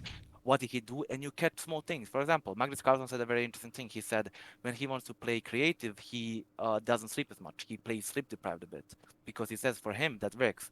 Then I was like, oh, wait a second. 3 months ago when I was going to school and I was sleeping 5 hours a day, I was sleep deprived and I had the best ideas. Like all my creative stats came from those 3 months when I was sleep deprived, which means that by watching that interview, I figured out something about myself. Even though the interview wasn't even trying to tell me that I'm gonna make better stats if I don't sleep. Like the interview wasn't about that. It's like to me, the passive information that you can learn from anything that helps. Having no ego about things, like being very humble, being confident but being humble, which is like know to respect people and know to listen to people, know to try what they're saying, and know that like what I hate is like I will give you a thing and say this works very well, and you're gonna be like it doesn't work for me. Yeah, I didn't say it's gonna work for you. I'm saying this works very well. You try it, you say it doesn't work, Yeah, and you fucking exactly. continue. People will like disvalue other opinions of yours because you give them one opinion that Yeah. doesn't work, even though it's just like people. I used to argue with people because I went to school for like sports and stuff. I learned about diets, and they would be like trying to be smart asses and talk to me about diets and how they tried this diet and it didn't work. I was like, you motherfucker. Listen, nobody, no good doctor, this that will tell you this is the best diet. Nobody. If No, they're yeah, it's telling true. you that, they're wrong. There's about 3 to 4 diets in the world which work for 90% of the population. One of those four will work for you. One of those four. Yeah. Try all, see which one it works. So don't discredit somebody because they tell you that this diet is healthy. You try it and it's not. Just ask more. You have to be humble and be like, that didn't work for me. So unlucky, but thank you. And Yeah, you exactly. talk to somebody else and And you keep I saw that change in you also. Like you had at a point you had a very different attitude to what you have now, and I've seen you've learned a lot, you matured a lot, sort of thing. You are much younger and things change. And ego, man. I love 2 points you just mentioned. One is the ego thing. If you don't let go of your fucking ego, you won't learn. If you don't learn how to lose, because people with ego, every time they lose, it's always a fucking excuse. It's the mouse, it's the keyboard, it's the fucking monitor, it's the way the player played. It's always something, but never what the fuck did I do wrong. And I learned this exactly what you're mentioning, like which is the thing I love most. You said put on a podcast of other things. I love that mentality, and I do it all the time. If you listen to champions talk, whether it's in martial arts, whether it's in football, whether it's in chess, whether it's in business, if you listen to champions talk, one, you'll pick up something which correlates with all of them. You'll pick up something that is always similar in all of them. And two, there is always something to learn. And what this guy did to be as successful as he is, you can take that and maybe put it in your field and do it. And this is something I had learned from, same as you saying. I always put a podcast on. I always have podcasts. So I had learned this about if you don't fix yourself, if you're not constantly saying what's fucking fucked from me, and you fix it, you're always going to remain shitty and always the same. If you're constantly saying I did this wrong, I did that wrong, and you're trying to fix them, you're always going to be better, you'll be happier. So take that suggestion. Like, don't spend 2 hours looking at fucking bullshit on TikTok. Spend 2 hours listening to a really good podcast with intelligent people, successful people, people you can actually learn from. Not people doing a stupid dance, they got a million views, and they're lucky they're one of people. People who actually made it and have like good opinions to give you. Like that's number something I try. I just live on that shit. number one rule for all the like the few kids that are here. If anybody is showing off their money, stop watching them instantly. Yeah, yeah, exactly. Instantly. It's the number one dopamine thing. It's the number one fucking only people who like, in my opinion, are insecure will show that type of stuff. Anybody who's just showing off their money and doing all these things, talking about their women and all this bullshit, don't watch them. They are doomed to make you fail. Like number one thing. If you're going to watch some people, as he said, watch the best of the best in their thing. I watched a lot of interviews, obviously Michael Jordan, Kobe, all these people. Then you have Magnus Carlsen, the best chess player of all time. The reason I like watching him was because chess is very similar to esports in a lot of ways. Very similar. You're sitting down. It's not a real sport. So, in a way of the real sport, in a way of like doing actual physical stuff all the time. It's very similar. Break hours, so on and so forth. Watch them. You can watch Andrew Huberman if you want to watch something for science and sleep and all this stuff. You watch him.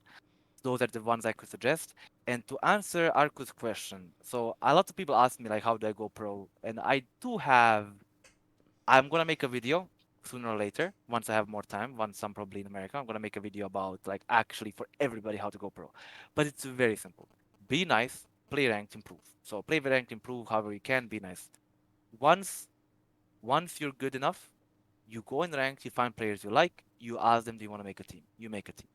You have to be harsh enough, but also fun enough that everybody likes you. You have to be favorite person on the team. Your job should always be how to be the favorite person on your team. Once you're everybody's favorite person on the team, you're gonna have 5 players. You're gonna improve. You're gonna see this shithead is not doing what he said he's gonna do. He's acting different now. After a few weeks, kick him. The new one. Keep improving as a team. Now in Valorant at least, you have tournaments every couple of weeks. You sign up to a tournament. If you do good enough, if you pass good enough, you're gonna be on VLR. VLR is the official website. Your stats are gonna be on there, so you're already on your way to go pro. One player will always leave. Okay, talk to your friends. Okay, you talk to your teammates. Who do you guys know that's also good in similar role? This guy. Okay, try him. I don't like him. Go back. Everybody plays ranked. You're like, guys, did you find anybody? No, we didn't. Fuck it. Play more. Let's use this guy for now while we improve. Even though he's not good enough, let's just have him for now while we find a new player. Keep playing rank, keep improving, play scrims, get this player in, so on and so forth. If you want to ask specific questions, how do you find scrims? For me at least, you have prag.com, which what you use in Valorant. You go into an open group and you try to find the best teams you can. It's gonna be like Immortal Plus. All 5 players are Immortal What Plus. is the site? Matt, say it again. Prag.com, like prag, like practice, like BR. Pract.com. No, no, BRACC, like prag. No, no, no. BRACC. B BRACC. Ah, PRACC dot Yeah, com. like Okay, cool. crack.com. There is Valorant groups. You join one that are open, like for everybody. You join that one. You play with these immortal, like you see, they're gonna write immortal plus. All of them are immortal. You schedule a practice against them. You practice 4 times a day if you can. Usually these people are also not that good, so they're practicing after school hours, after 6 p.m. You play that, you improve. You play all these tournaments that you can. So as I told you, there is the regional tournament. So you need 3 Italians, three of this, doesn't matter. You whatever 3 players you have, you make sure you have 3 players from one of those regions and you play those tournaments. There's all the time these tournaments. You're gonna improve, play scrims improve, play scrims improve. Once you go in officials and you actually start doing good against the teams who are in the close groups, the better groups, if you do good against a few of them, and you have it on VLR because those games usually are on VLR if you go far enough in those tournaments.